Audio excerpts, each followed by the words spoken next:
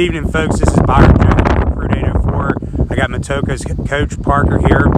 Coach, you guys had a tough loss this evening to Petersburg, 50-21. Talk to us a little bit about the game and how it was on your sideline.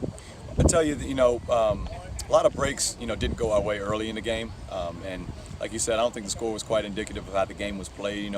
We missed a couple opportunities to make plays here and there, especially in the first half, and then they were able to score points in bunches. They scored 2 or 3 touchdowns in a short span because they got a great quarterback and some big time receivers that got behind our defense.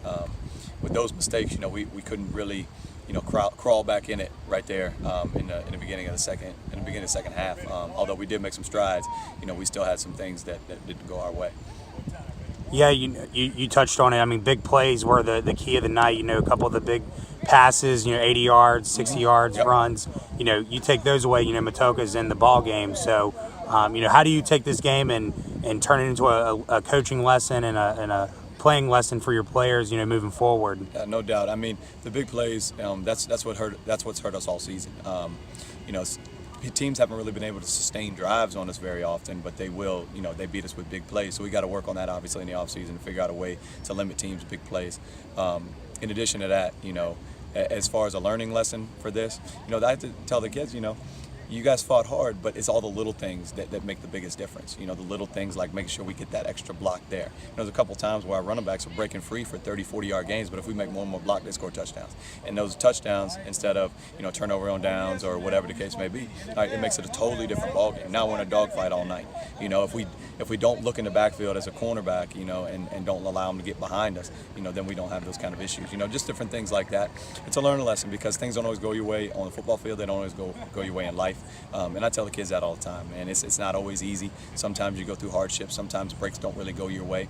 But it's all about how you fight back as a young man, how you fight back as a player. And those are the important lessons in life right there. And we were talking offline a minute ago. You guys started the season 0-6.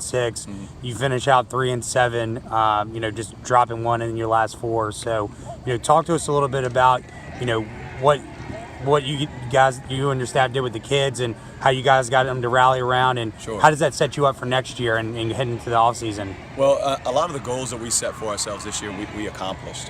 We did start out 0-6. We played a really tough schedule, which that's true, but there's no excuses there. But we learned a lot during those times. We learned how to play for each other. We learned that nobody can do it by themselves. And we learned how to play as a community and as a team. Once things started to click, they really started to click. Once we started to, be more effective on offense and defense and special teams, things really clicked. For 3 weeks, we were a really good football team. And it just came down to the kids working really hard, staying together, because that season could have gone a totally different way. When you start like that, it could have gone a totally different way. And we're standing here talking, at 1-9 or 0-10 or something like that. But, we did a good job fighting and rallying, even when our backs were against the wall. Awesome, Coach. Well, hey, we appreciate your time and best of luck in the off season, and we'll see you next year. Absolutely. We're going to keep building. I appreciate the coverage, man.